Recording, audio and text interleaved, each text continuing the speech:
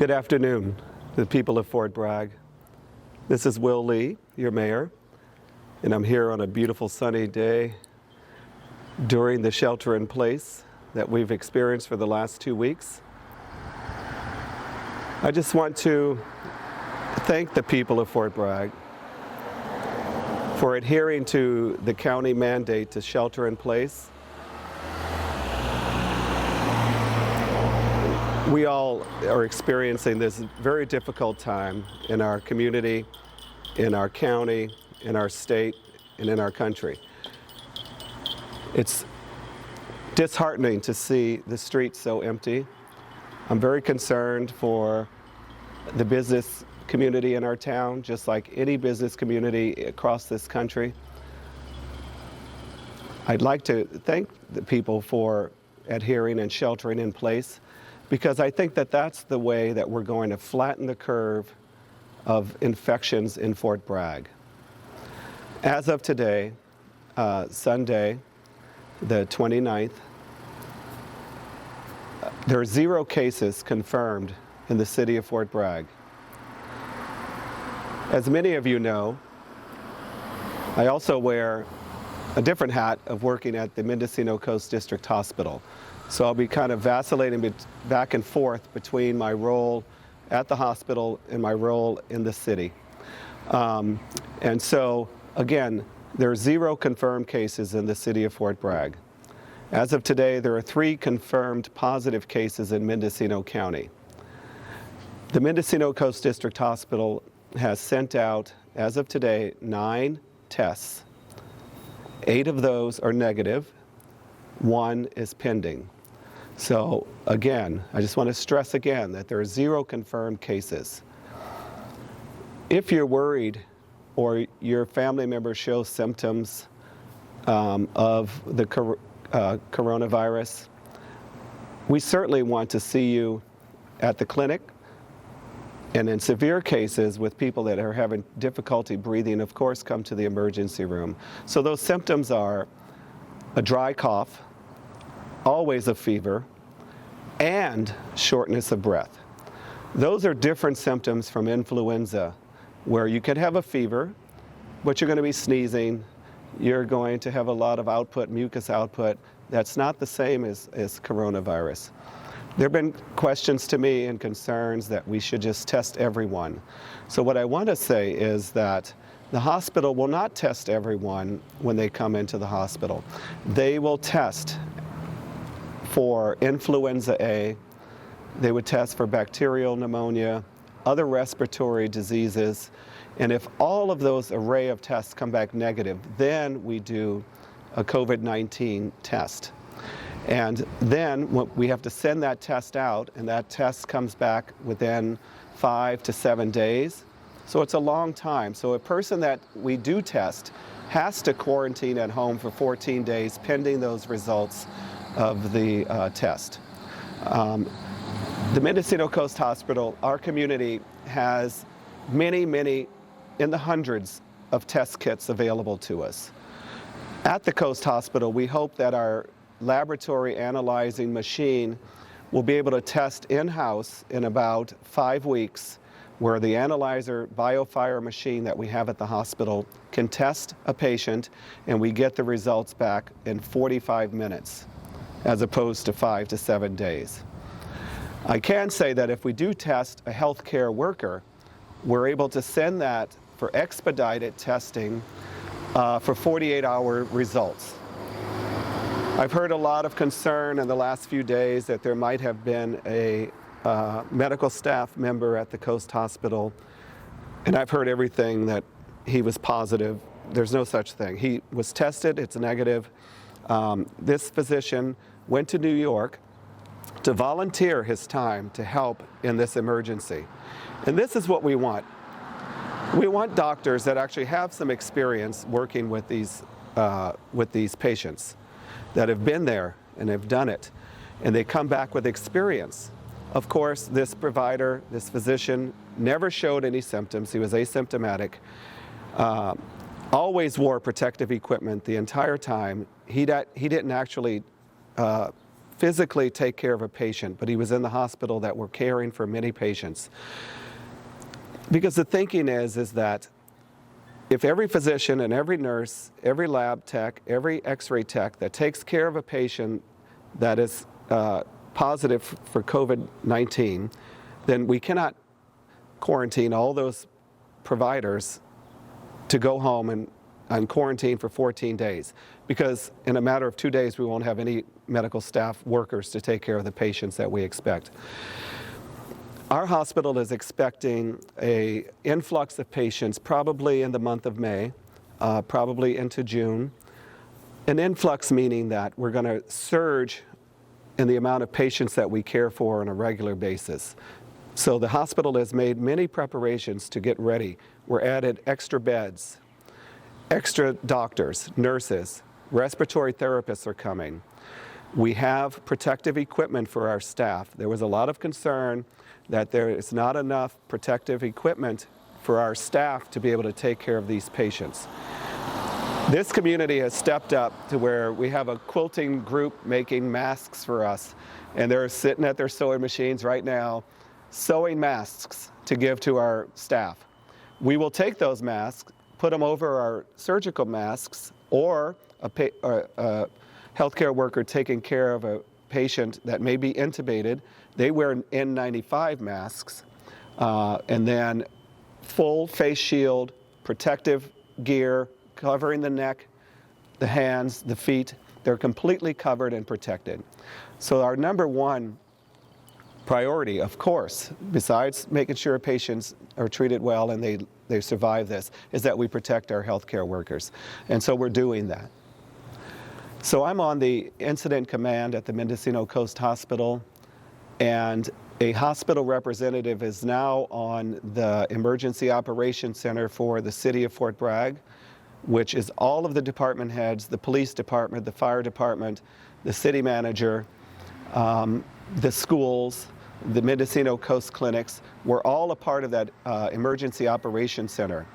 And 3 weeks ago, we weren't even talking about any of these things. This is how quickly, as you all know, that life has changed in Fort Bragg. But I can tell you that the city of Fort Bragg is well prepared.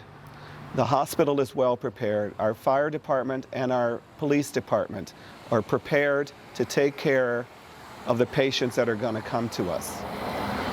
The hospital gave 24 face shields for our police department because they didn't have any. We gave them masks, we gave them gloves. They have a lot of that as well, but they didn't have the face shields to be able to protect our officers as they go out and deal with people on a regular basis. So we're working hand in hand with the police department, with city administration. This city council is very dedicated. We've formed an ad hoc committee for the COVID-19 emergency. So that will be the bridge between all of the agencies, the county, the city, the hospital, law enforcement, first responders, the EMTs, all of the people that are working every day to make sure we keep this community safe. And so that's our most important job in government, is to make sure our people are safe. And we're doing that. I would say that all of the city council, all 5 of us, you can contact us at any time. My phone message from City Hall goes right to my phone. My emails go to my phone. The same thing with all of the city council members. Reach out to your electeds that you elected and talk to us. We can help you explain to your family some of their concerns and their anxieties and things that we're doing to make sure that the word is out there and you're hearing it from us. We're in coordination with the county, with the state, and with the federal government to make sure that Fort Bragg is taken care of. I can say that the Mendocino Coast Hospital is well prepared for this, a little bit more than some of the other hospitals that I've heard, where we are asking for and receiving equipment for our staff. So we are working every day to make sure that everyone here is safe. So we're all suffering through this, and I expect this to be a few more weeks that we're sheltered in place. We need to support our businesses once they reopen. We are supporting our restaurants by calling, having food delivered, pick up at the door. You know, these are people that have employees they're trying to keep on. They're struggling. Go buy that gift certificate from your favorite restaurant. Order food to go. All of those things are going to help us through this. And hopefully the federal government and the state government will help Fort Bragg to recover, just like the rest of this country. We're not alone in our business, the pain that's been inflicted on us over the last 2 weeks. And then it's so stressful having the kids at home. Folks are not able to work. We have a lot of people in Fort Bragg that work 2 jobs, 3 jobs, and if 1 or 2 or all 3 of those jobs stop, then we have folks in our community that have really no income. And so the community, Fort Bragg always steps up and helps where we can. I sent out a message a week or so ago to the people of Fort Bragg, asking everybody to look out for your neighbor, look out for the elderly in particular, those that live at home, alone, the widows, the widowers. You know, bring some food to them, call them a couple times a day, look after the less fortunate, and let's all work together to get us through this. And again, if you have any questions, you can always contact any of us. City Hall, the lobby is closed, but for all city business, the entire city government is working. Our wastewater treatment plant is functioning perfectly. Our water treatment plant, the police, the fire, the emergency medical system is working. 911 is always working. We're working as best we can with all the limitations that we have. You can see we're socially distanced here. The cameraman is at least 8 feet away from me. So we are all trying. I've had some criticisms really about messaging and how we get the message out to people. And that has been one of our biggest challenges really, is because the messaging changes throughout the day, sometimes 2 or 3 times a day. And so as soon as things drastically change, then we put out a new press release or message. What we don't want to have is press release fatigue, where you just aren't really looking at them. So the best way we can communicate is through media, through Facebook, Instagram, Twitter, press releases. We have on our bulletin boards shelter in place and the rules that are enforced right now. So we're trying to put out messaging in Spanish so that we make sure we reach all of the people of Fort Bragg and they all get a consistent message from us. And so through this, if we stick together, we can all get through it. One of the biggest challenges we had this week was about the city acting under the order of the county to close our city parks, our coastal trail, beaches. That, of course, was for controlling, congregating, groups meeting in the parking lots. We first closed the parking lots and hoped that that would help us, but we did have to close the trails. We do want you to get out in this beautiful sun, walk around the streets of Fort Bragg with your family, stroll, jog, run, and there are certain activities that you can do. You know, if you want to ride your motorcycle, certainly do that to all your favorite spots. You can do those things. We want you to get out and exercise, get fresh air. The sun is healing in itself. So we have to get out of the house. And we want you to, get in your backyard, start barbecue season early, spend that time with your family. But we do want you to get out and walk around and walk downtown. You can walk to the grocery store. The grocery stores are essential services. You can walk to the bank. You could walk to the hardware store. The mechanics are all open. All the auto shops are open.